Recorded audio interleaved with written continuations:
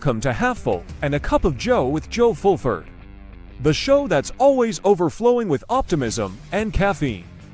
Joe's got his game face on and his coffee cup full, ready to dive into the world of football. From the Florida Gators to the Tampa Bay Buccaneers and beyond to college and NFL football, Joe's got the analysis, the insights, and the passion to get you pumped up and ready for the game. So sit back, relax, and fill up your cup with Joe. And now from West Des Moines, Iowa, here is Joe Fulford.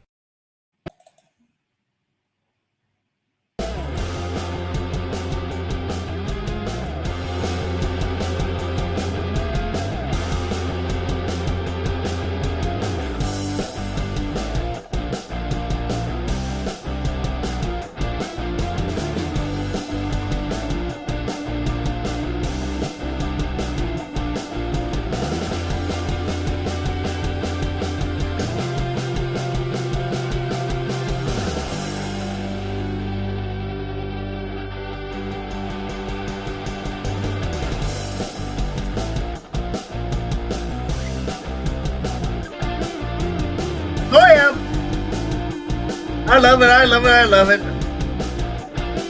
Tone this thing down a little bit here. And as we get ready, rocking and rolling on a beautiful Hump Day Wednesday special edition of the Half Full and Cup of Joe, coming at you live and direct from the very cold confines of West Des Moines, Iowa, on a night where it's just kind of an situation, you know. We're right in the middle of NFL football playoffs. The games were exciting as all get out this past weekend.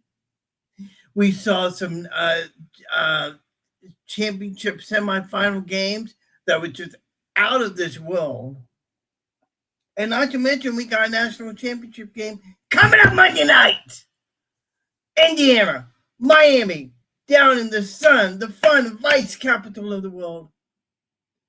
Miami, Florida.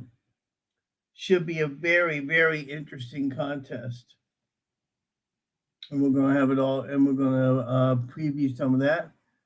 My good friend, Rob Brown, SEC Sideline, is going to join me here in a few minutes. Also, Lauren Meadows, also expected to join me. And maybe surprise you there. You never know what you expect. As we get ready for this weekend, talking about the game this weekend. The games this weekend, and also what's going to be happening with the portal. As the Gators are about ready to wrap that up.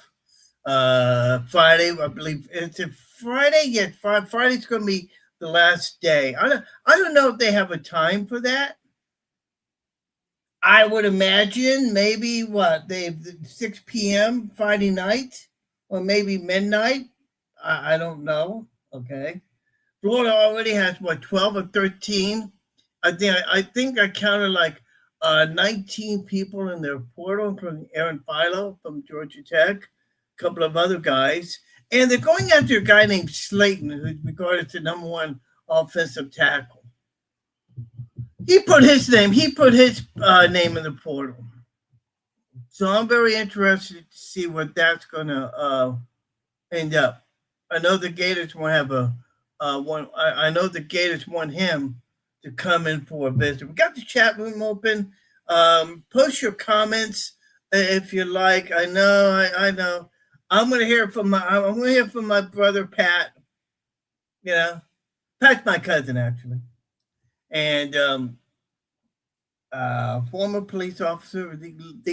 He lives in Miami, diehard Miami Hurricane fan. Okay, and I hope he's kind of watching, because maybe if possible we can bring him on. Should be an interesting conversation, that's for sure.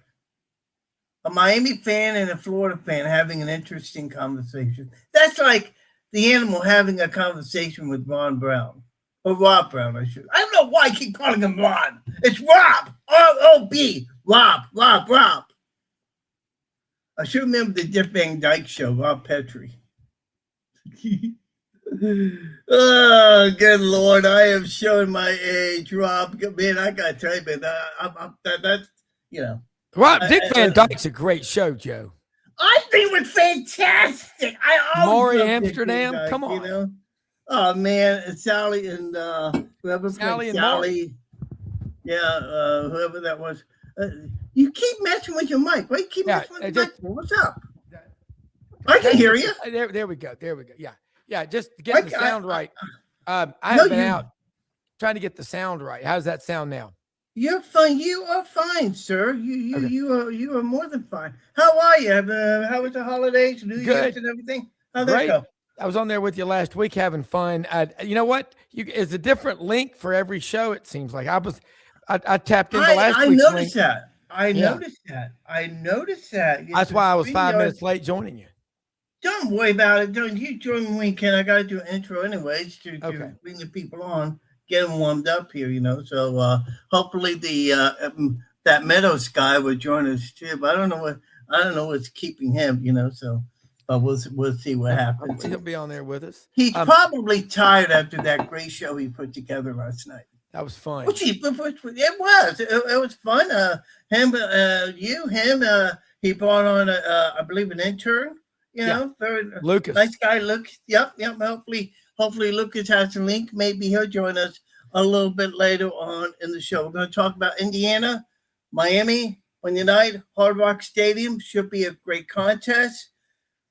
But boy, we can't help but talk about what is happening with the Gators and the number of people that's been in the portal. It is unfreaking believable, Rob. Yeah, well, the kids today they're just not as tough. I mean, I don't think they're mentally weak. They're weak, and they quit at the first sign or two of adversity because they can. They wouldn't be doing it if we didn't have the damn portal. It's the quitter portal. That's all it is. You know, it used to be, it was disgraceful. You were shamed, embarrassed if you quit. Okay. Now, what you do, instead of admitting that you quit, you hit the portal. It's the quitter portal. That's what it is. And 4,500 kids have bailed on their teams since January 2nd when the portal opened. That is disgraceful. Are you kidding me? 4,500? 4,500. Brendan put the stats up this morning. Look, that's embarrassing. These people ought to walk around with paper bags on their heads because they're quitters. Awful. I mean, it's like when you don't get what you look. I'm all for everybody trying to find the best fit for their team. I get that. I understand that. But when you use and abuse a system that's been given to you, which what I think has happened here, is like, you know, what are you doing? You know, it's like what you said. It's like a quitter. It's like a quitter's pool. You don't like what I don't like what's going on here. I think I'm gonna leave. Come mommy. I'm gonna go to a different location. Well, get out of here with that crap. That's what they really are, and it's not an age thing. It's look. Wait till these people get married. Good gosh, how long are they gonna stay married? 3 weeks? I mean, they're not going to be able to. They are not going to be able to handle anything. Life is going to kick you in the nuts every day. Right smack damn in the swimsuit area. If you can't handle adversity, you're going to crumble. Hey, by the way, TJ Finley update. You know, the quarterback, he's now on his 7th school. He started at LSU, Auburn, Western Kentucky, Texas State. It's this kid. I admire his perseverance. But my goodness, I wonder how close he is to graduating. I wonder how far I'm being facetious. Do any of these kids give a damn about getting an education? I am so tired of all the hipsters and the "what's up, bro" and the dudes. Shut up. These kids are clueless and they're not learning a damn thing about life. And the people around them are losers. If your parents are expecting you to pay their car note and their house note when you're 18. Get out of town. Look, this whole thing is a disgrace. The colleges and universities are not the Department of Health, Education, and Welfare. It's not their job to put food on these people's tables. Get better jobs. Double down. Get your education. Do whatever you got to do to make money. But the university, I could not imagine somebody, if I gave $2 million to some wide receiver and the team was 5-7, I'd be like, I ain't doing that again. I mean, I think what's fixing to happen here is that after the season, I think the NCAA, when they meet next time, is going to put some hard-nosed restrictions on this portal deal. Okay. I wish. And I think I wish they would just. If you want to transfer, that's fine, but you only get one time to transfer. That's it. And the only other time you can transfer is you have a medical hardship or a family situation. That is the only time you should be able to transfer. Yeah. Yeah. Well, but what I find even more amazing is that, a guy like Lauren Meadows who wants to transfer from his show to my show. I mean, I think that's great, but I don't know if I can afford him the money and the contract that he wants, I don't know how that goes, We're gonna talk about that. We're gonna talk about that here in a minute. Make sure you paying me the way I need to be paid.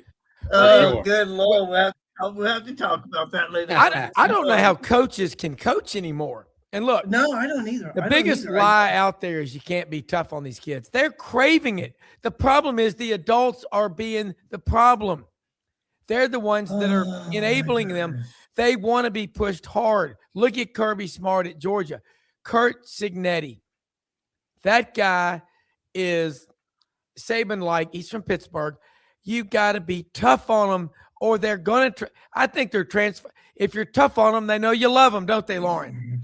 Oh yeah. I mean, if you are honest with kids and you're fair, I think they'll run through a brick wall for you. I mean, I think, obviously we live in a generation, I don't want to be get off my line guy, but it is different. There are some guys out there in this younger generation, younger than our generation, I guess, is they want something for nothing. And that's where a lot of that comes into play is just these guys are ready to tuck tail and hide because, it ain't sweet out there for them and they want it to be, but it's just not. And so when you look at just some of these guys bouncing around, you are responsible for what you put on tape. You're responsible for what you put out there. And a lot of times they just don't understand that. And it's always somebody's fault but me. I'm the reason that I didn't make that tackle, not coach, No, I think you make some very good points. Now we lost him. Hopefully he comes back on here just a second. I'm still on. I just had to get off camera for a minute. Okay, that's fine. And then when you come back on, I want to talk to you about something. Let's start off our conversation. Let's talk about, first of all, the game Monday night, Indiana, Miami, Hard Rock Stadium. Miami has, obviously, most people would say we have the home field advantage, but in twirling around X and looking at other things, gosh, you think that Indiana is invading Miami? I mean, there's a lot of fans that's going to be down there for the game. Largest alumni base in the country. I didn't realize that until my man Buddy Martin told me. Yeah, you said that last night, didn't you? Yeah, Buddy Martin. Yeah, 850,000, I think. Yeah, that's what we were talking about last night. Indiana's a good school, so a lot of people got a lot of money. You can straight flight to Miami from Indianapolis, from Cincinnati, from Detroit. where a That's lot of these right. from Columbus, where a lot of these people kind of find themselves. And Des Moines. yeah, I mean, and this is, I mean, you think about it. They haven't had a basketball title since 1987. I'm not sure they have a title in much of anything. So the fact that A, it could possibly be in football, but B, one of the few that they've had in a really long time. I mean, it's big there. You know, that's a big deal. Yeah. What I find and what I find so amazing is that a lot of them alumnus, let's be honest, a lot of them alumnus are diehard basketball fans. We know what that alumni base really chimes in on. But I mean, now that they're seeing their football team doing very well the past few years, they kind of like hopped on board now. They're into it and they believe it. And as we get ready for the game Monday night, we'll talk about that in just a minute. I want to go back and talk about the previous game when Ole Miss took on Miami. Now, I gotta totally be honest with you. I thought that Ole Miss was not going to give them a good game at all. This just did. The animal does not know a lot about football because Ole Miss, they really impressed the hell out of me. Oh yeah, good football team for sure. I mean, Rob knows. I mean, a guy like Trinidad Chambliss, a game changer at the quarterback position, a defense that definitely stepped up and came to play. I mean, couple plays here, a couple plays there. I mean, the one thing that impressed me about Ole Miss, I think between Bain and was it Messamore or whatever his name is, I think between the two of them, they had like 2 quarterback pressures the whole game and no sacks. So, where the Miami defense is usually used to causing havoc and really getting after the quarterback, they weren't able to get pressure on Chambliss like they thought. And, it was up to the defensive front of Miami to just hold, Ole Miss at bay. And they were able to. And then kudos to, Carson Beck. He led a great drive, made a great decision on that last play. And they really, Shannon Dawson did a great job of managing the clock and really not giving Ole Miss much time. And then even then, they still had a chance. And, obviously you're not going to call it, but that last play was definitely pass interference. That was textbook. Pass interference. I'm not, they would only got 15 yards, not the NFL, so they wouldn't have got the ball on the 1. But you're not going to call that at the end of the game. I mean, no, Hail Mary, I'm biting, scratching, clawing. Exactly. But shout out to Ole Miss to circle the wagons with everything that was going on, all the noise around them, and they really didn't let it bother them. Bob, when you look at the game itself, 2 Southern teams playing, a guy like you that's in the Midwest, you got to be impressed with the way both teams played. I mean, sure, there's Indiana, there's Oregon. I mean, and that game itself was, that game itself was just cray. I mean, the 2 Southern teams, a guy like you that's in the Midwest, and South, Mid-South. Mid-South. You see teams like Ole Miss take it to Miami, who's a hard-nosed football team and has a great defense, to play down the way they did. You got to be impressed with the job Pete Golden has been doing with this club. Yeah, I mean, I took Miami -3.5 to win. I thought they'd win by 4 or 5 points, and they won by 4. Ole Miss, really interesting because they're circling the wagons. Gwan Lacey, Trinidad Chambliss. And by the way, I'll predict right now, he's going to win his appeal. They're going to take it to court in Mississippi. If not, they're going to file an injunction. He's got Tom Mars out of Little Rock, who's the attorney that made the transfer portal the law of the land October 15th of 2018. You ain't going to stop Tom Mars. He never loses. He snacks on the NCAA. Go ahead. Sorry. Okay. Real briefly for our viewers that are watching, talk about, give a brief overview of what we're talking about with Trinidad Chambliss. Well, he's trying to get, he's appealing for another year of eligibility in college. He is 24 years old. And he played, he was sick. He didn't really play the whole time he was at Division II Ferris State. So he's appealed for that. And all these other kids, they've just wished them along to the front of the line.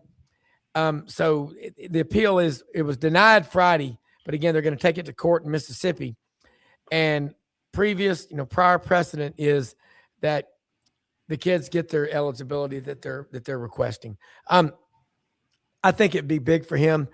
He's only had 13 starts in major college. You need 27, probably 30 college starts to really have a chance to make it in the NFL. We talked about Anthony Richardson. He had 13 starts. He had a great combine. We've got to quit looking at the measurables and the compression short combines and how good they look in shorts and start saying, what did they do in 2.5 or 3 years as a starter? If you sucked in college, you're probably going to be bad in the pro. You won't get drafted.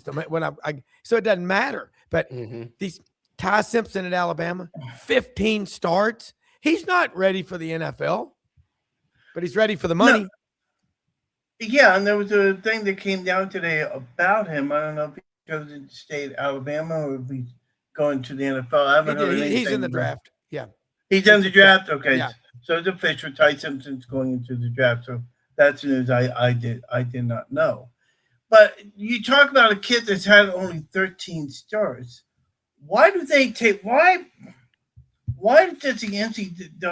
measure it by the years they played instead of the games that they played? I mean, I would think that they would take into consideration, okay, this kid was injured for most of last year.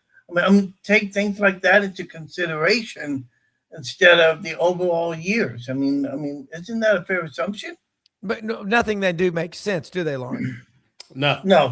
I mean, absolutely nothing. I'm sorry, guys. I didn't know. I thought the NCAA was an intelligent organization. But look, Joe, I'm sorry about that. You had a well thought out, articulated question or series of questions, and that makes sense. But see, the NCAA, it does not make any sense. They really don't. They're living brain donors is what I call them, because they can run a basketball tournament. They're pretty good at that, but the arbitrary look, we had a cabal. We had an oligarch that ran college football. Now, one good thing about the NIL and the portal, which is worse, the NIL or the portal. I think the portal's worse because guys have always been getting paid, and we know that. I mean, they just quit telling me your school doesn't cheat. Well, if you didn't win prior to now, you probably weren't cheating enough. Yeah. Well, and when you, I mean, like these guys that are leaving the portal, are they leaving because they're not getting enough time, or are these schools offering them more money? It's all about money. They don't give a damn about. No, I understand. They don't care. They all think they deserve it. These kids today are entitled brats for the most part, and they're going to struggle. They're going to struggle miserably in the NFL. Hey, when you're 25 or 26. Most of them are going to be done by the 25th or 26th birthday with the NFL. They better have saved up enough money because they're going to go back to where they started. They're going to get the Heisman pushback. Hey, dude, you quit on us. We're not going to help you out with the Letterman's Club and the Alumni Network. Like I said about Florida, 500,000 living alumni. Indiana, 850,000. The Kelly School of Business at Indiana. I'll tell you, I'm not going to name him. I have a friend that works for an Indiana walk-on football player. He's a hedge fund manager. It's worth over $9 billion. My friends worked for him for 6 years. They will be in Miami. And yes, this guy's giving to the NIL, but he's got offices in Dubai, Qatar, Hong Kong, all over the world. But he makes sure he supports his Hoosiers. But he doesn't want anyone to know. But they've got a ton of wealthy alumni. That College of Business at Indiana is one of the best in the country. So is the Terry College of Business at Arizona State University, which is telling me why you're going to start seeing Arizona State and all the retirees that live out there supporting Kenny Dillingham. Both of his parents are attorneys in Phoenix. Oh, wow. He ain't going anywhere. No. And I want to keep saying this, and I know we talk about the kids, but I will be on the fence. I will be out there forever on this. Blame the adults. Exactly what we've been saying. It is the adults' Yes. problem. Yes. You know, when we talk about the NCAA, like I said, I remember, and I'll never forget it. It's 1990. UNLV is on their way to their first national championship in basketball. Jerry Tarkanian. And Greg Anthony has to pay his way through school because he has a legitimate t-shirt business. Yeah. Legitimate. Yeah. As an athlete, he is selling t-shirts. And the NCAA says you have to pay to go to school if you're going to sell these t-shirts. They could have given these kids $2,000, $3,000, $4,000 a semester, and we would not be here right now. No, but instead, no. it had to go all the way to the Supreme Court. You got a 9-0 decision, had nothing to do with politics, conservatives, liberals. Yeah. To a person said, this is unlawful for you to treat these athletes this way, and now it's off the rails. Blame the NCAA, and then be the adults that choose to pay this amount of money for college athletes. I agree, and that leads us right into the game that we're going to talk about Monday night. Indiana, Miami, Carson Beck, Fernando Mendoza, two very good quarterbacks, but Mendoza, man, he just kills it on the field, man. That kid is he's just amazing, not just on the field, but off the field as well. I'm very impressed with him and what he's been doing. Well, let me add something quickly too. Lauren's right. What we've been saying, it's the adults that are enabling this crap to happen. Again, hell, man, Lauren, Joe, if we're 18, 19, someone's throwing that kind of money at us, what do you think we would have done? Exactly. But here I come. Sign me up. Here's the thing. That's right. Here's the thing. We've been 19 before, and we're whatever age we are now, but they've only been 19. And I can just tell you, and watching people inherit wealth, 95% of the time, if there's no guardrails, it's gone in less than 3 years. The first generation employs, the second enjoys, and the third destroys, unless you make them work. And so the only thing the NCAA has to be concerned about from a legal perspective, my attorney has told me this, Jack Turner, brilliant, it's antitrust laws. The NCAA has no subpoena power.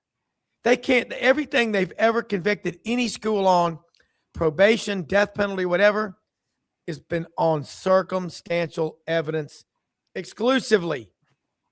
Okay? So I'm just saying that. And by the way, Fernando Mendoza is a hell of a tennis player. I'm not saying he's Rod Laver or Arthur Ashe, but he's pretty damn good. I tried to date myself with that one.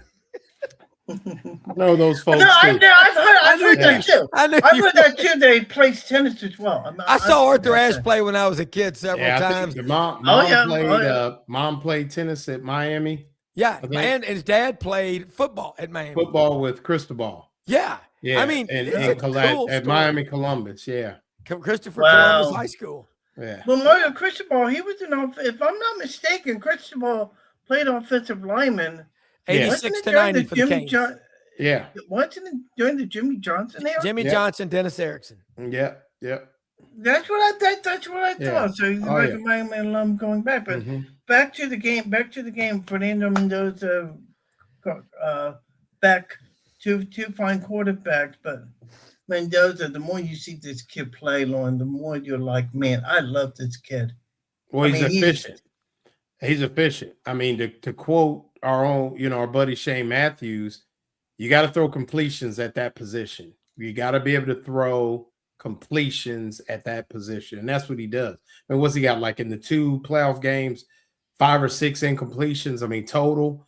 I mean, just the ability to throw 50-50 balls and throw completions, throw guys open, but be efficient with the football and then be able to make enough plays with his feet. I mean, is unbelievable. He is just one of those guys that is just, I mean, he gets it. He's in full control of that offense. And I mean, just does a great job. Absolutely. Talk about their offense and name a couple of players who we should be watching for in the game Monday night on the Indiana side. Well, I mean, you obviously have Mendoza, but I'm real impressed with the receiver Becker. I mean, just Yes. a huge catch radius. I mean, just somebody. I coached a kid named Justin Watkins who, was a really gifted player, not nearly as big as Becker, played at the University of Dayton, had a nice career, but just the ability to go up and snatch the ball in any type of situation. I mean, that's this young man for sure. And, just a standout player. And they're really both running backs that they employ. Their names escape me, but, extremely hard runners, guys that step up and thump you when you blitz. So when Miami blitzes, there's two backs at Indiana that'll definitely step up and kick you in the teeth. And that's what you want from a running back. I mean, everybody talks about, and we're not going to beleaguer the point, but everybody talks about Jaden Baugh. But one of the things that makes Jaden Baugh most impressive is that he will step up and bust you in the chops when you blitz. Yes, he will. Yes, so he will. That's a big thing. That's a big deal. And kudos to Summerall for signing all the guys back, and we'll get into Florida just a minute. Rob, I'm really impressed with Miami and their defense. And if anything, Ole Miss showed the nation that Miami defense has weaknesses. Make no mistake about it. And I think that, and as far as that game goes, that really surprised me. First off, I'm picking Miami, Indiana to win. And Dave Bartu's on our show every Monday, College Football Matrix, hempforpros.com. He does staffing for college and pro football teams. All right. No football team has won a national championship in college in this century if they were not in either the top 3 of scoring efficiency offense or top 3 of scoring efficiency defense. Okay. Mm-hmm. Right. Now, Miami, is that one of the other, Rob, or both? They have to have both or one or the other? One or both. And Indiana is like top 3 or 4 in both, top 2 maybe offense, 3 defense. They're number 1. Miami's like maybe 10 in defense. Their offense not really close. They're good. Mesidor and Bain are complete terrors off the edge. Yeah.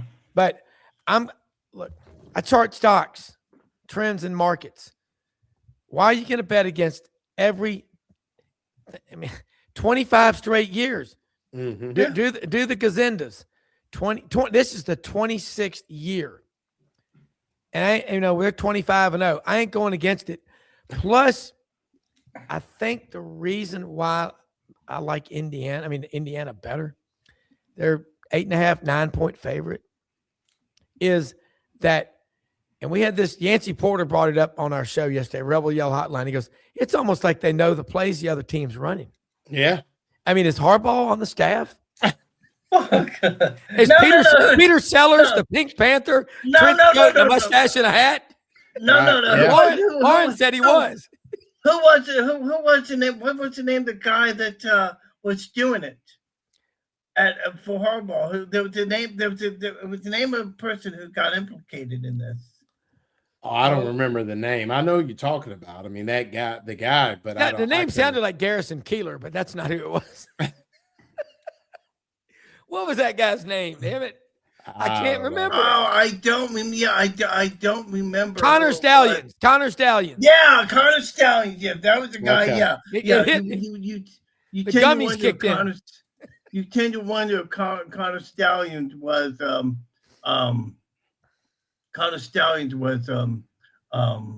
one. Hang on a second, guys. Let me do something real quick. I'm getting something here. Okay, yeah, my Facebook stream is having difficulty. I don't know what it is. Anyhow, we're on YouTube, we're on X also, so please join us. We still have some people watching anyways. Who do you like, Lauren, in the game Monday night? I'm going to go with Rob. I'm going to take the numbers, the data, and Indiana is one of the best, well-coached football teams in all 3 phases of the game. that I've seen in a really long time. And, I like the way they play. They're extremely physical. They're efficient. They don't give you anything, and they try to affect the game. Some teams are good in all three phases, but do you affect the game in all three phases? And what I mean by that is on offense, you're creating explosives. You're converting third downs. You're staying on schedule. On defense, you're creating turnovers. You're making stops on third and manageables against the other team. And then on special teams, your kicking game is good. Your punting game is good, but also your return game is good, i.e. blocking punts, returning kickoffs, and moving the field position game. So, yeah, I mean, I think Indiana is the most complete team. So, yeah, give me Indiana. I mean, close, but I'm gonna give them the edge in this one. Okay, cool. Hang on just a second here. I want to see if I can get Facebook back up and running. And shout out, here's the thing, though, and I forgot to bring this up last night, or maybe I did. Did I bring up the fact that I coached? I did. I actually coached against Brian Haynes, the defensive coordinator of the defensive coordinator of the Indiana Hoosiers. I coached against him when he was a player in high school.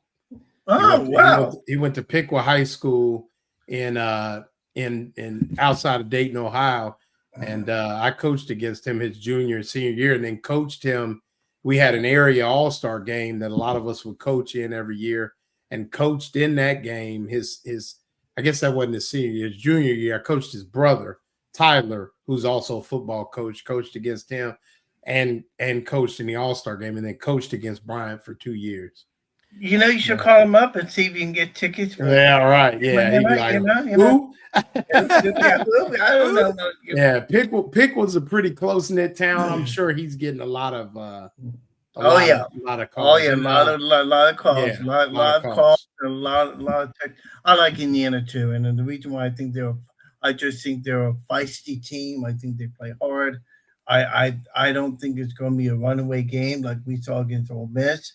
I think it's going to be a much tighter game as we get into the fourth quarter. I'll tell you this much: if the game is within 7, either way within the fourth quarter, Indiana comes along, they win the game. That's my prediction.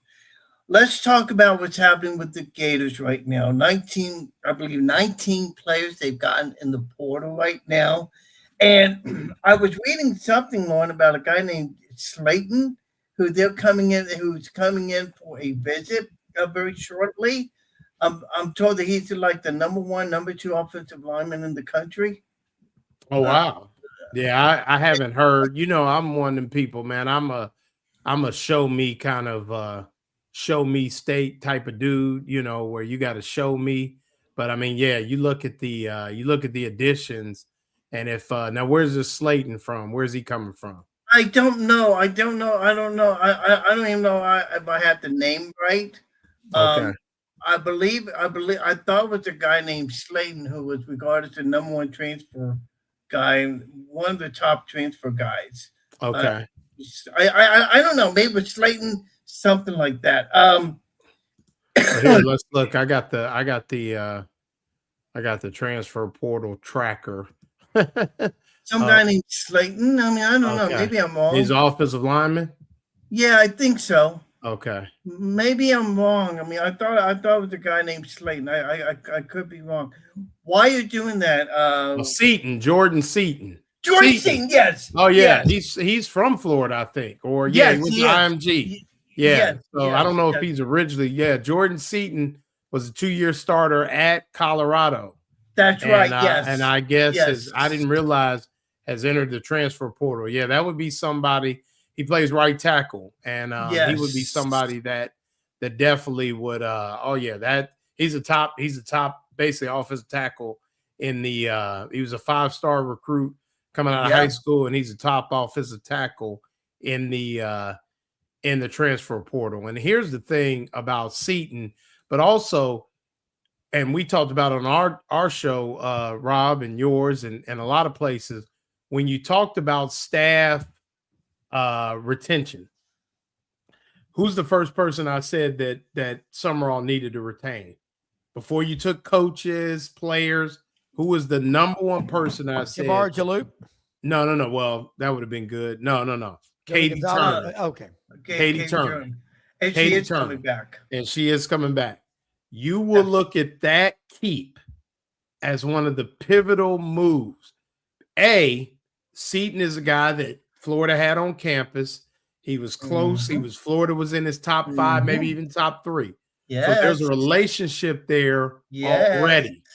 When you have Katie Turner in there, and she already knows, and she's really good with mama, daddy, granny, auntie, there's already a relationship there. Keep that in mind. Let's not forget Cormani McClain, former Colorado player. And just the relationships with guys from IMG now on the team. So it's a little different. But yes, that would almost ensure that you have a solid offensive line coming back. You lose Jake Slaughter, you lose Austin Barber, you lose Damian George, but you bring back a guy like Jordan Seaton, who has started, and to Rob's point, started numerous games at the high level. I didn't realize that he was in the transfer portal and that Florida is an option. So, that in itself is that's a big. I don't know what's much bigger. I don't know what's bigger, the fact that you now know that Seaton's in the portal, with the fact that I was the one that told you that. So the fact that you told me was big. That's right. So keep that in mind. Yeah. Oh yeah. Keep that in mind. I'm on top of this stuff. But you look at TJ Shanahan. You look at Harrison Moore coming in on the offensive line. This is a group that's going to have some depth. And what better to have one of Florida's better offensive linemen, Phil Troutwine, championship winning offensive line coach, did a great job at Penn State. It looks pretty good up front. Well, and I will tell you this much, that for the record, we can tell you that for officially, Dallas Brown, BB3, Jaden Ball, Miles Graham, Jaden Woods, all are returning for the Gators. Summerall was very successful in getting them.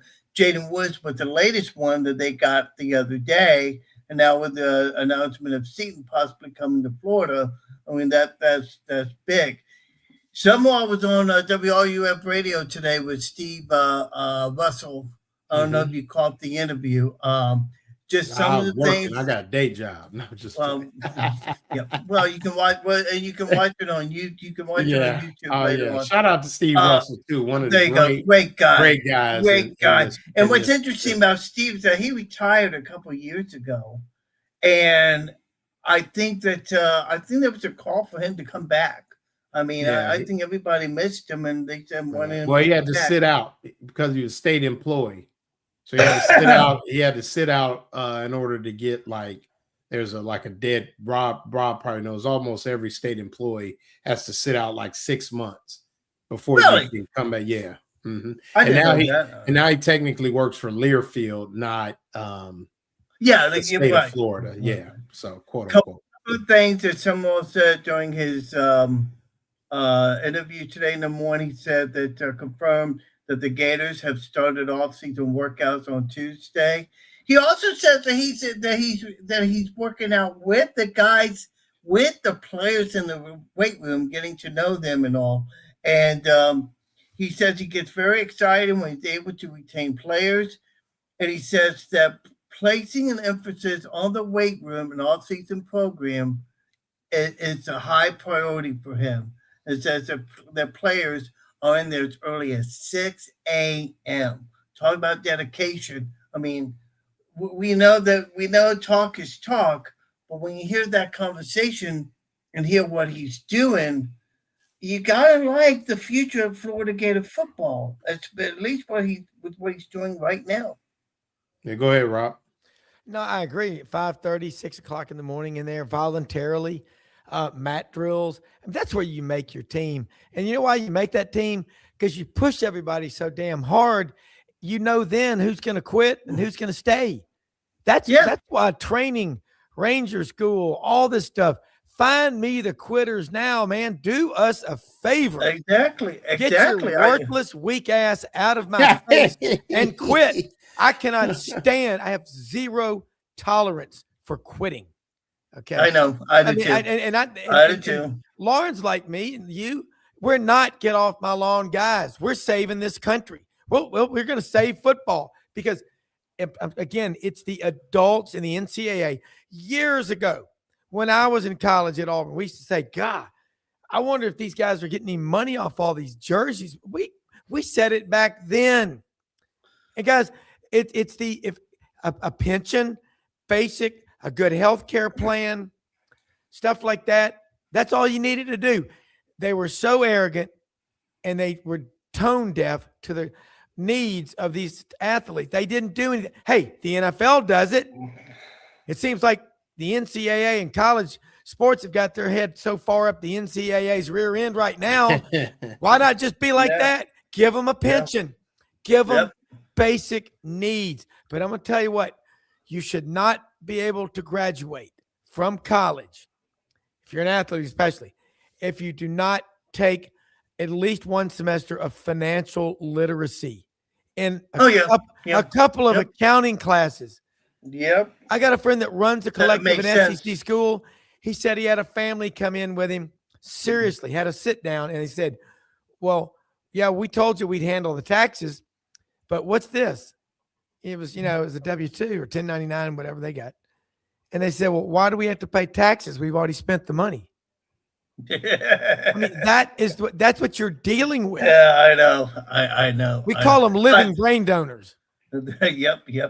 By the way, Lauren also reiterates that he's going to be out on the road for the next 2 to 3 weeks, doing some recruiting for the 2027 class. So I think that's the man is out there. He's Sunwall. Oh, it's going to be out there for the next 2 to 3 weeks. As we wrap this up with you, Indiana, we say that Indiana's going to win. Anything, Rob, oh my gosh, he's made it. Oh my gosh, James Ludeman is finally here, ladies and gentlemen. James, he looking finally at made it. Yes. James, I was feeling for you last week, buddy. 2 weeks ago, rather. He did a great job. How you doing, buddy? Well, between being the president of our youth football league now, being the general manager as of last week of this new business, volleyball schedules, travel starts this weekend. I just left a board meeting. So I don't know when I started to become an adult and tell people that I would do things willingly, but I'm going to stop doing that immediately. There you go. That is where I'm at. There you go. Before we're gonna talk Bucks here just a couple of minutes, but before we let these guys go, these guys here are saying Indiana's gonna win. Who do you like for the game Monday night? Yeah, I don't know how you don't like Indiana. I mean, they've done everything, to be honest, to show me that they're a national championship winning team. I mean, you're talking about. Granted, the Alabama game, you can look at that and be like, they were overmatched, and they were. I mean, that's kind of the way a lot of people saw it going. I think they saw Alabama being a bit more competitive, but that was kind of the staple for Indiana to really get this thing started. They came off that bye week with no problem. They didn't look like they missed a step. And then, obviously, last week, I think people are really underselling the fact that they took Oregon the way that they did, a high-scoring team, fast, and just made them look pedestrian. And that's something that when you're looking at national champions in the past, that's something that a lot of national championships have in common. They take teams that we saw it against Washington last year or a year before, I believe.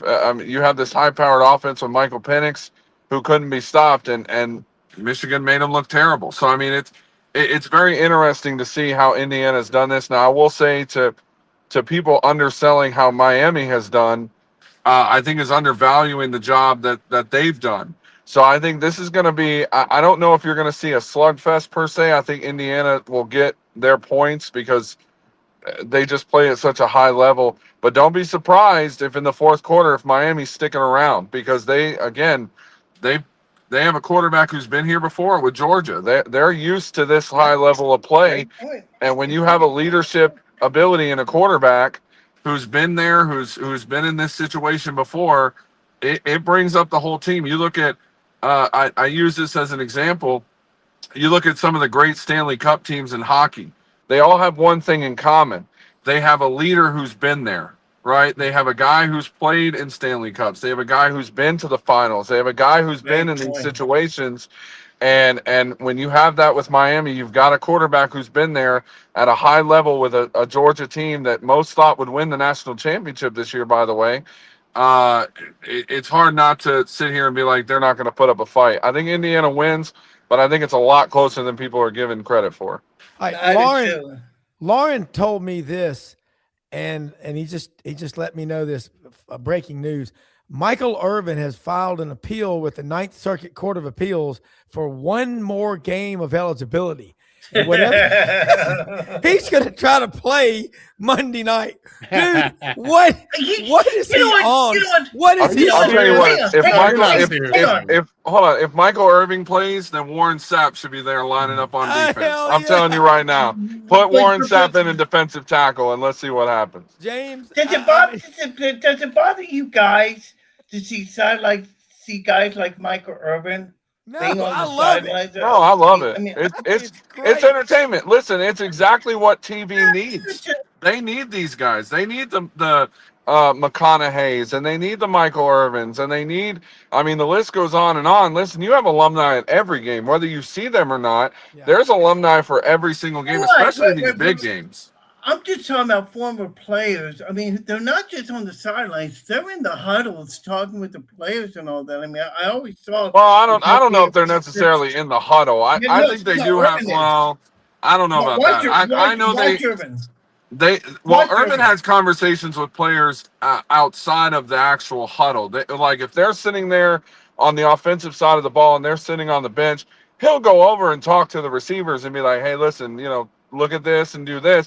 I get that, but like, it doesn't bother me at all. Listen, these are guys who, for many years, and I look at Michael Irvin, who's had to sit through a lot of Miami bad teams. Yeah. I mean, you look at all the bad teams over the past 10 years that Miami's had. They've had talent, but they just have never been able to get over that edge. And listen, Miami going in, I think you could say Indiana's the story of the year, which I think they are. They went basically from worst to first. A team who leads all of college football in losses, and now they're in the national championship and have a very real, legitimate shot to win that. But you could also look at Miami and say, Miami hasn't been relevant in it's been at least, 15 years? I mean, it's been 20 years. Over 20 years. I mean, it's you can look at the irrelevancy of both of these teams, and I guarantee you look at the beginning of the year, you could say nobody had Miami. Nobody had Indiana in the national title game. Not one person sat here that I've seen and watched on a day-to-day basis and said Indiana-Miami is going to be the national title game. Now, there was an analyst who had Miami going to the national title game when the playoffs started, and to their credit, a lot of people said, "Oh, there ain't no way Miami's going to beat Ohio State." I mean, that was the one. Like, exactly. So I had Miami. I did not. Yeah, I did not. And I'll tell you why I took them, because Coach Pete Cordelli and Coach Ellis Johnson and Dave Bartu said on our Monday show that lack of continuity is going to bite the Buckeyes on the ass. Ryan Day took over play calling. That's a big deal. And it is. Yes, it is. And we can criticize Miami all we want. I got to give them credit for something. It's a hell of an academic school. But they're former players. There are no Letterman's clubs in America that come close to what the players at the U do. Michael Irvin and those Ray Lewis, they give back so much money and their time to that school. Yep. Every school in America tries to emulate it. And Michael Irvin, I don't know if he's sniffing glue. I don't know what he's doing, but wouldn't you love to have a guy like that? He looks like he could still play. I mean, I know. It's really amazing. I've got to talk Buccaneer football. Do you guys want to hang out and talk with me about it, or you want to? If you got to leave, that's fine. Yeah, I got to probably take off. Okay, thank you guys for joining me. I appreciate Thanks for having us. Good to see you, James. I got to get you on the show, man. Hold me to that. next I've week. been saying it for years. I know, I've man. been doing 2 years of this. And now Rob's calling me and doesn't return my calls because he's so famous now. No. And I did. I tried to get you to come on because you figured out the technology part of it. Yes. And you actually look like you're on one of those. I'm Robert Stack, forensic science, murder mystery. You're in the witness protection I'm program. in all my black. car. Here, look. did it, We'll turn the Scott. lights off, and now I look like that. There I you love go. it. That's- There you go. No, There you go. But we got to get the voice going like, so we wouldn't know who you were. James Ludeman, I tell you what, this is fun because this is all about. There's some smart guys, but I've got to go to get on a call now. But I'm gonna tell you, thanks for having me. And anytime. We'll catch you on next Wednesday. Lauren, thank you so much. I appreciate it. Absolutely, Lauren man. Meadows, Gatorade Magazine. Hey, He is Rob Brown. Animal, I'm gonna go in my. I just got home. I'm gonna go in my house and get on my computer. Give me 2 minutes, and I'll be back. 2 minutes. Okay. I'll give 2 minutes, long enough to do what I need to do. All right. So while James gets on his computer and gets out of the car and into a computer, let's talk about what's happening with these boys right here in the Tampa Bay Buccaneers. Their season ended a couple of weeks ago, and the NFL playoffs are starting. Changes were made to the offense. Josh Grizzard was let go as offensive coordinator, among several other coaches. But Todd Bowles, what's left,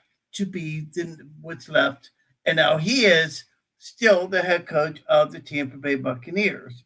But now that has happened, you tend to wonder where the Bucs go next with the offensive coordinator.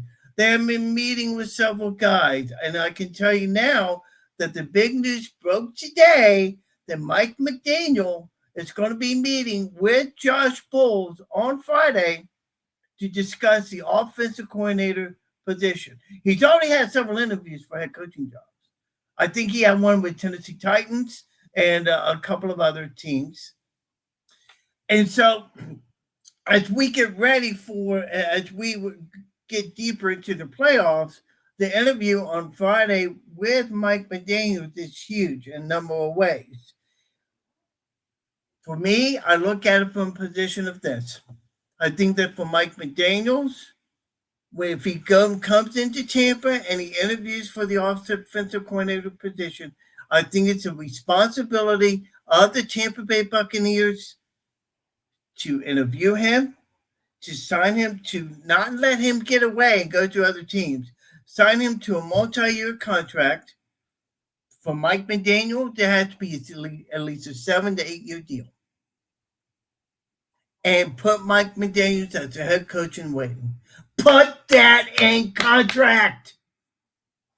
That is what you have to do. And I guarantee you, guys like Rashad White, who has been on the show and has criticized Buck fans for selling their tickets to other teams. He got on a podcast the other day and was really hammering the fans for selling their tickets to other teams. And to a lot of people, people are really upset by that. And Rashad White let it be known. And for Rashad White, he's saying what everybody else has been thinking. He said everything, and Rashad's right. He is right. If you're going to buy your tickets, keep them. Or give them to some other people that want to go ask Buck fans. Not sell the tickets, pay money. Other teams buy them. Are you kidding me?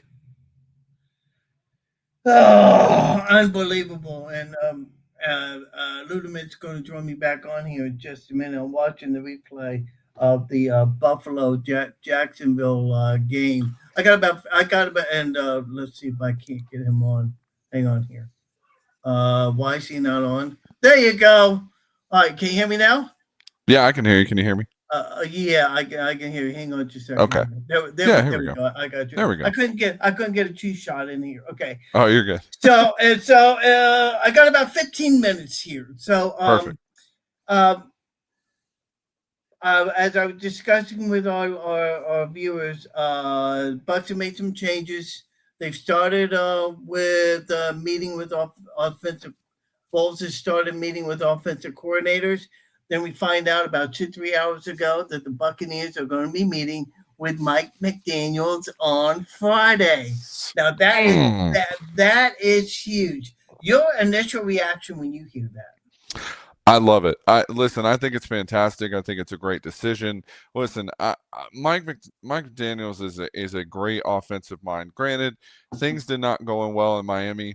To be honest with you, Animal, I don't think it's 100% his fault. I think he was just unfortunately the benefactor of you lose your best wide receiver in Tyreek Hill. He kind of he gets hurt obviously, but then it really just for the past couple of years has been kind of non-existent, right?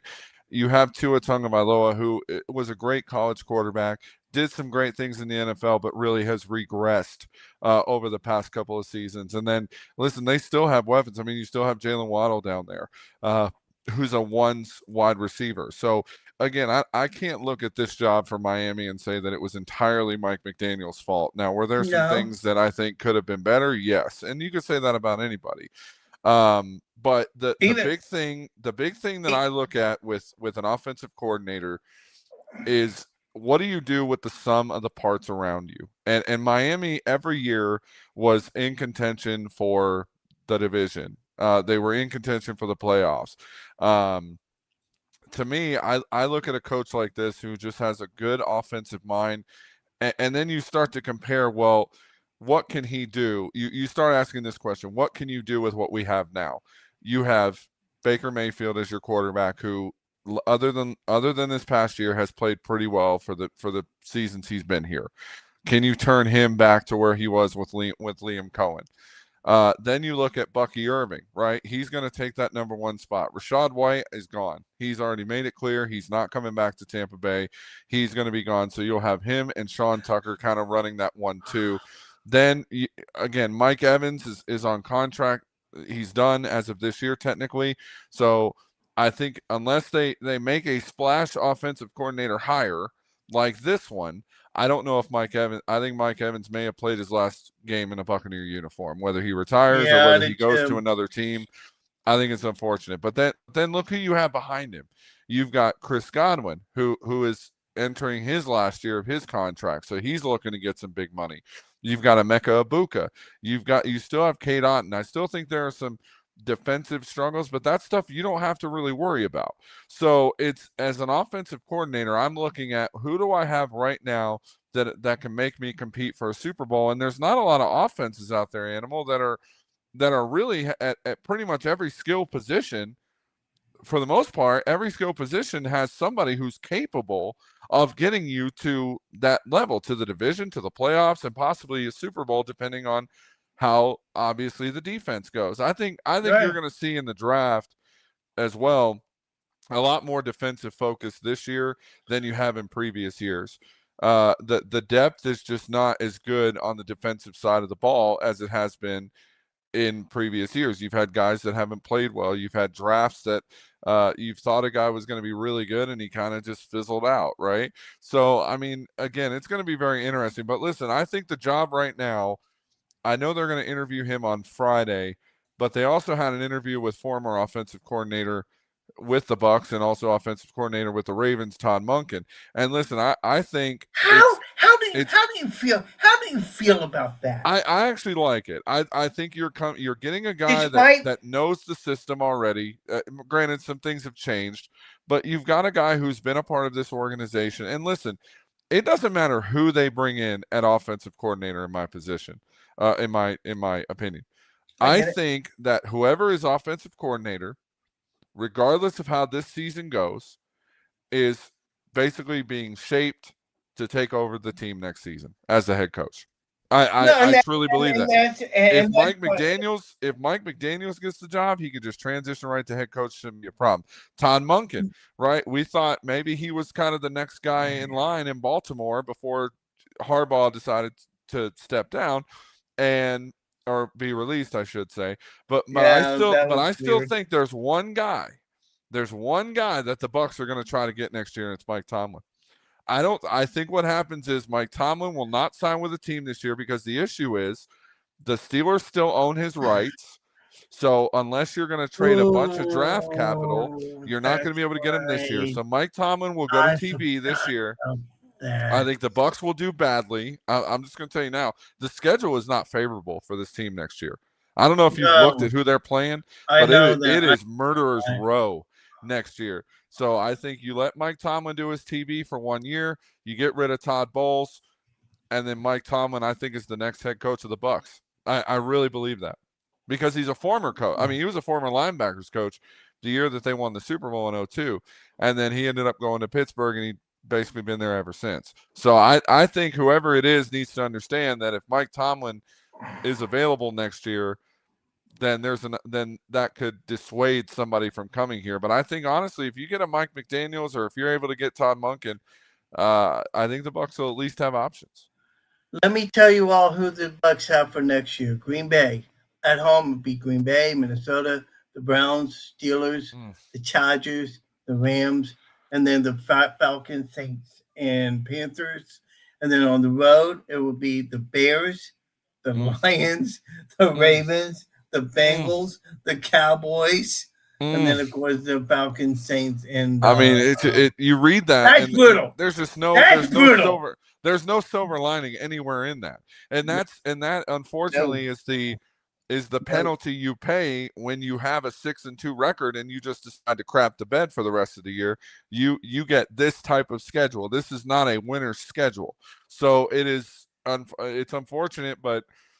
I know a lot of people out there are like, well, let's see what Todd can do for one more year. I've seen enough. I have. And I think unless this defense can draft extremely well and they pick up one or two guys, big names in free agency on defense, because I think the offense is going to be fine. I think the problem with the offense is you were dealt a bad hand with a ton of injury.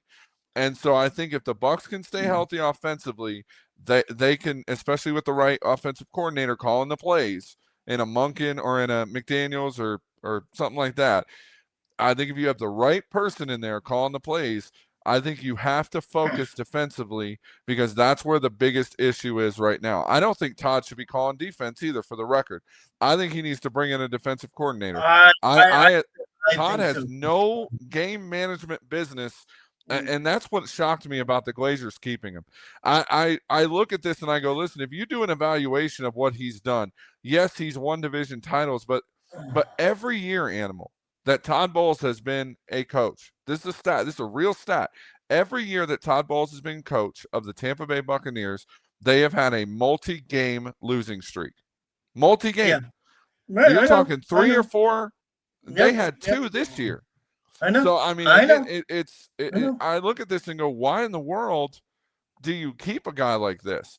And I think the biggest thing is contract. I think they don't want to pay him for 2 years because if they would have fired him, they would have owed him the rest of his contract, which is the next 2 years.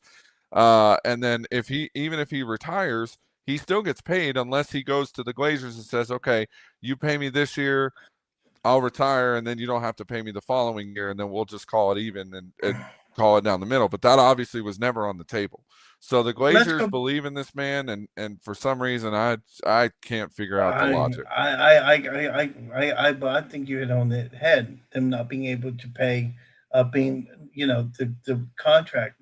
Let's go back. Let's go back on the Tomlin deal. For those who are not aware of this, Mike Tomlin's, well, they're saying that he stepped down, that he resigned as head coach. I'm not buying that for 1 minute. Now, but I think Tomlin was just as I think Tomlin was just as done as the owners were. But anyway, yeah, I think so too. But my point is this: they still have rights to him, even though he resigned. Correct. So Mike Tomlin is still technically, even though he stepped down, he is still technically under contract with the Pittsburgh Steelers. So any team that wants to sign Mike Tomlin would have to trade for him or would have to take over his contractual money that he's owed. And as you know, Animal, the Glazers have done this before. They've traded for John Gruden, and they gave up a multitude of picks to get their guy. And that's what shocks me so much about how this whole thing has gone. had the Glazers known that Jim Harbaugh was going to, or John Harbaugh or whatever, Jim Harbaugh was going to be available, had they known Mike Tomlin was going to be available, had they known Mike McDaniels even was going to be available, I think if they would have waited just another week, because here's the thing, and I don't know if you know this, the Glazers over the past few times that they've fired somebody have not done it quickly. Right, I think Tony Dungy may have been the last quick fire that they had. Well, and I John even Gruden think John Gruden. They made us wait almost a month before they fired him. Yeah, I mean, know. and that's the thing that I was Well, asked is, well, if you fire him, well, that's why I bring up the notion: are they waiting to maybe? Are they talking with Pittsburgh about possible draft listen, pick? it's a business. I mean, I don't know. I know that, and that's why I'm trying to decipher here if they are really want to have Todd Bowles there as the head coach and bring in Mike McDaniel. Fine, I'll be happy with that.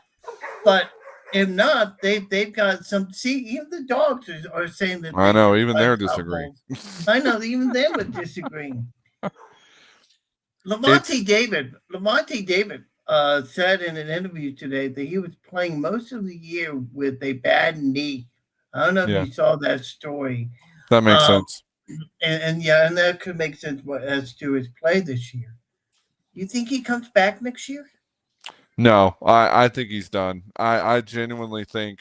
Listen, he's one of those guys that is, he may not have been as I would say flashy as some of the best defenders in Buck history, but you've got to put Lavonte David up there as just a cornerstone for this team. He's one of those guys that rarely got hurt. He's one of those guys who obviously, as we saw this year, played through injury. He's a locker room leader. He's a community guy. He's somebody that the Bucks really lean on for leadership and quality and ability. And to me, I just don't know if I'm Lavonte David if I tarnish that legacy by playing longer than I need to. I don't think he needs to play. And that's not to say that if he came back, I wouldn't be happy for him. Like I would. I'd love to see him put on I would love one more year. I would personally love, if he's gonna do that, I'd rather him announce and say, hey, listen, after this year I'm done, and go on the retirement tour.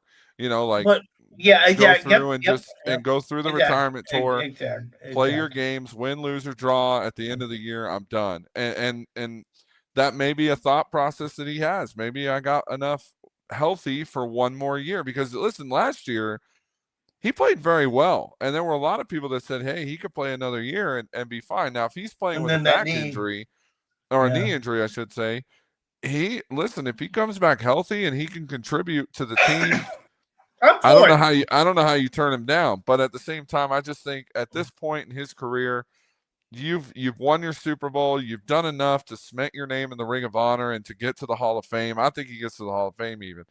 And he's a Hall of Fame defender. So I don't. If I'm Lavonte, I have nothing left to prove at this point, and I'm calling it quits while it's good enough to do it. Before we get into this weekend's NFL games, Tom Moore announces that he's retiring. That's not a shock. I think that no. And of course we remiss if we didn't mention the man, the myth, and certainly a legend in broadcasting, Gene Deckerhoff, retiring after 30 plus years. Buccaneers scored, touchdown Buccaneers. I mean that is something that I'm just gonna miss. I mean that there's nobody like Mean Gene.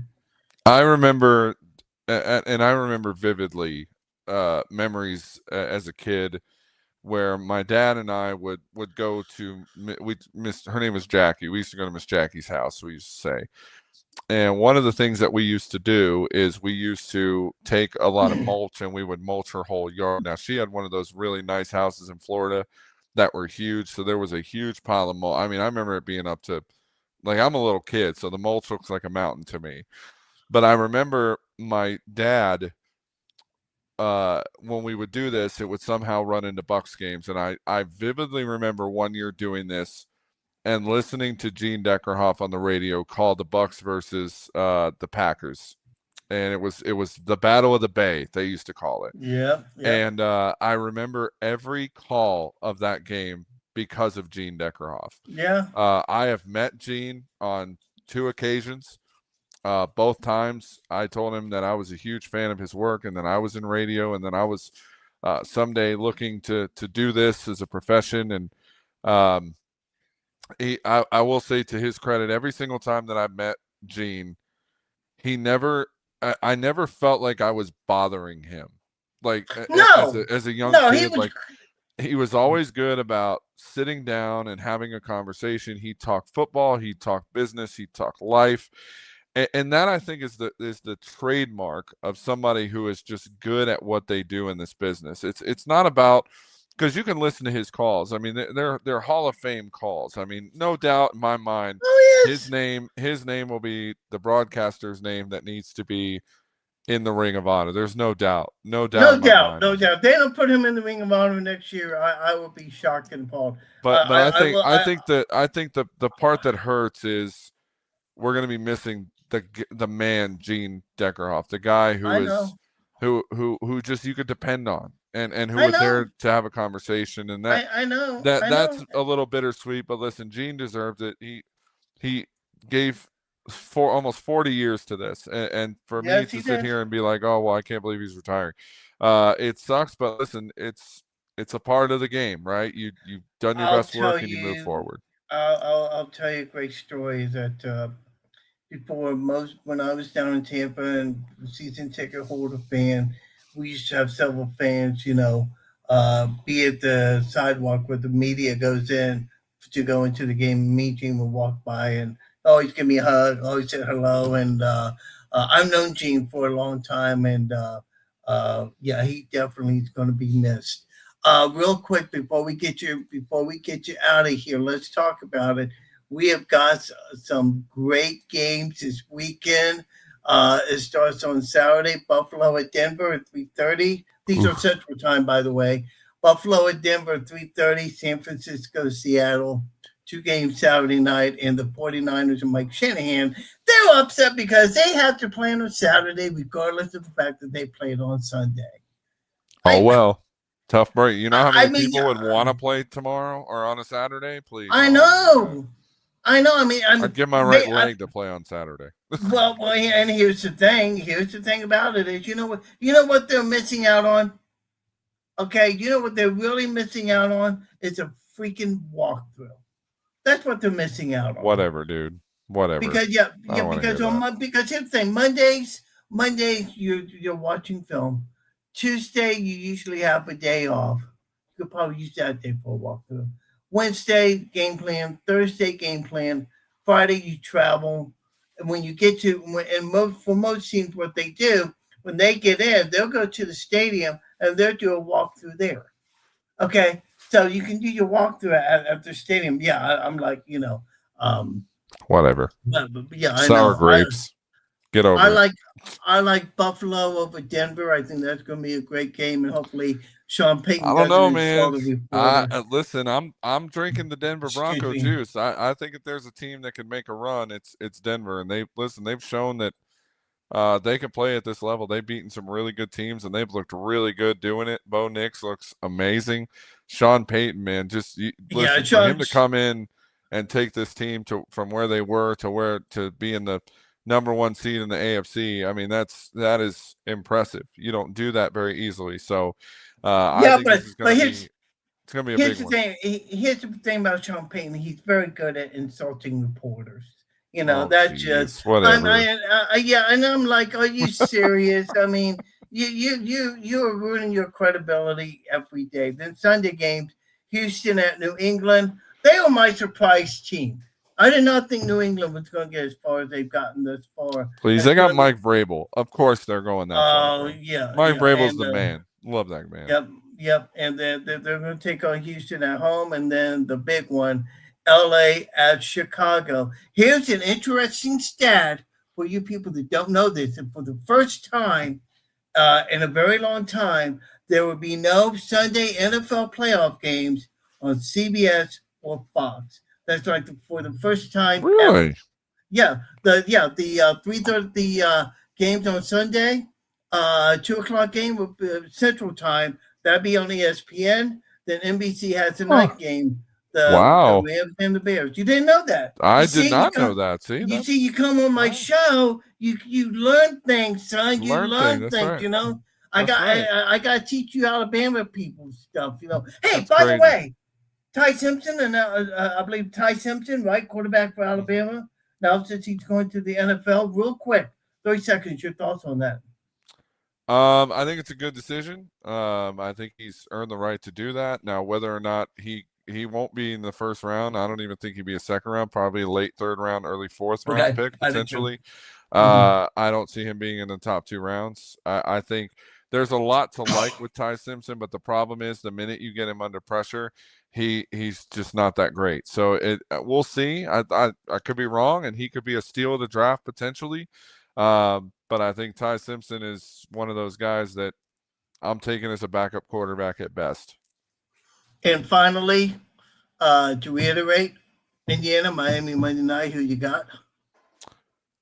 I'm gonna go Indiana, but I listen. Don't. It's hard because listen. Every time I've pulled against Miami, they've found a way to win, and that's what good teams do. They find ways to win. But I think Indiana's going to be too much. I trust the defense of Indiana more than I trust Miami's defense. I've said it that if the game is tight in the fourth quarter, I think Indiana pulls away and wins. But that's just my opinion. I just hope it's entertaining. I don't want another beatdown like we saw against Oregon or Alabama. Like I would rather see a competitive game between the two. I hope it's close in the fourth quarter.